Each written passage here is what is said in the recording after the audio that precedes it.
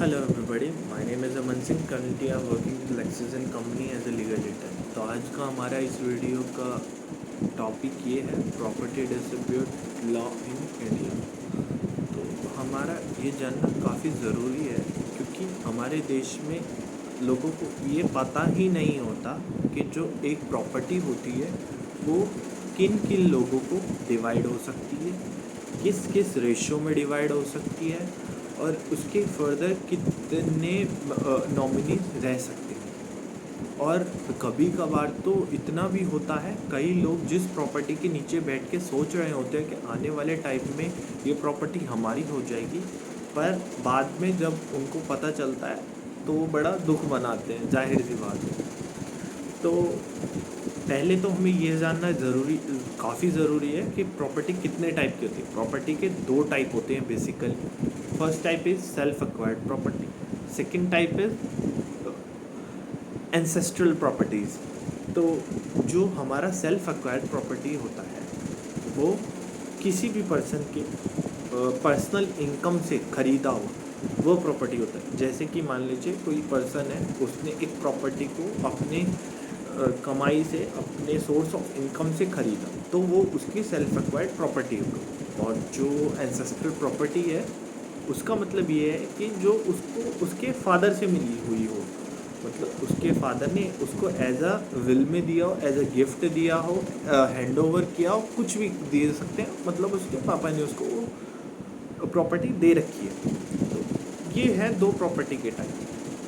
अब इसको थोड़ा सा और समझने के लिए इसका एक एग्जांपल लेते हैं। समझिए, एक पर्सन ए है, उसके 3 बच्चे हैं बी सी डी, और वाइफ हम डिनोट कर लेते हैं जेड से।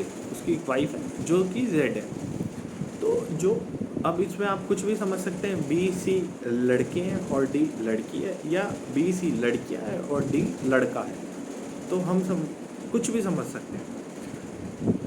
इसका पहला एग्जांपल लेते हैं। अगर पर्सन ए यानी कि जो ऑनर है उसकी डेथ हो जाती है, तो वो और अगर उसने कोई विल नहीं बना रखी हो कि मैं ये प्रॉपर्टी किसको देना चाहता हूँ, तो उस प्रॉपर्टी का हिस्सा चारों लोगों में बटेगा, बी सी डी और उसकी वाइफ जेड। हाँ, उनको भी मिलेगा क्योंकि आज उनको मिलेगा।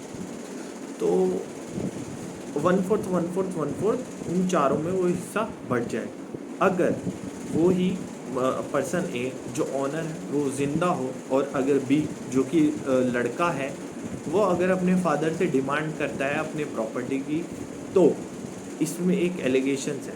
अगर वो प्रॉपर्टी सेल्फ एक्वायर्ड होगी, क्योंकि जैसे कि मैंने अभी अपनी प्रीवियस स्टेटमेंट में कहा, वो उसकी सोर्स ऑफ इनकम से खरीदी हुई है। तो ये लॉ है कि जो उसकी सोर्स ऑफ इनकम से खरीदी हुई प्रॉपर्टी है वो उसको देना चाहे या ना देना चाहे, वो उसके ऊपर डिपेंड है। उसका जो बेटा बी है वो उसको सू नहीं कर सकता केस में कि ये मेरे फादर के नाम प्रॉपर्टी है, तो ये मुझे इसमें हक मिलना चाहिए, हिस्सा मिलना चाहिए।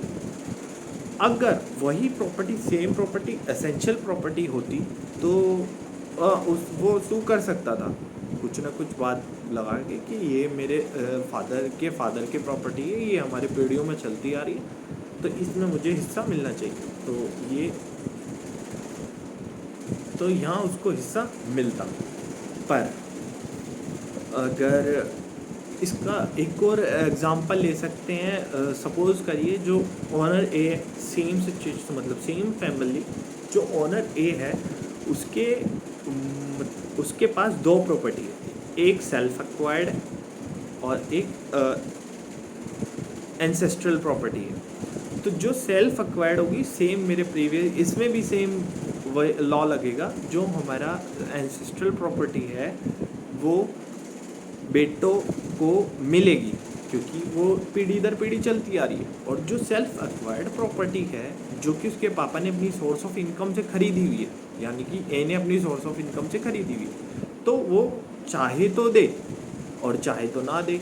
उसके लिए उसको कोई कोर्ट में सू नहीं कर सकता, उस पर कोई एलिगेशंस नहीं लगा सकता। वो चाहे तो उस प्रॉपर्टी को दान कर दे या वो अपने प्रॉपर्टी को बच्चों में बांट दे, वो एक का राइट है और ये राइट अभी भी चलता आ रहा है।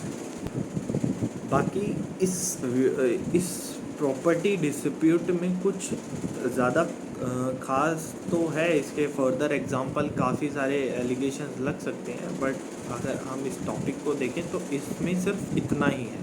हाँ, इसमें पॉइंट्स चेंज हो सकती हैं कि अगर जैसे बी और सी भाई हैं, सेम फैमिली, ए की वाइफ जेड, ए का वाइफ जेड और बी सी डी उनके बच्चे, बी सी लड़के हैं और डी लड़की। अगर बी और सी भाई हैं, उनमें से बी बड़ा भाई है और सी छोटा भाई है, तो अगर उसको बी को प्रॉपर्टी में थोड़ा ज़्यादा हिस्सा, या अगर उसके फादर अपनी सेल्फ एक्वायर्ड प्रॉपर्टी में से उसको ज़्यादा हिस्सा देना चाहे, तो सी उन पे सू नहीं कर सकता, क्योंकि ये उनका राइट है।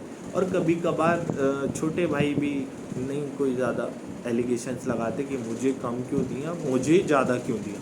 बट हाँ जी, ये सारा चीज़ सेल्फ एक्वायर्ड प्रॉपर्टी का फादर पे ही डिपेंड है।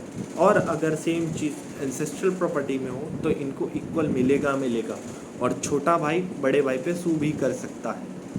तो आज के इस वीडियो के लिए वीडियो में इतना ही। Thank you.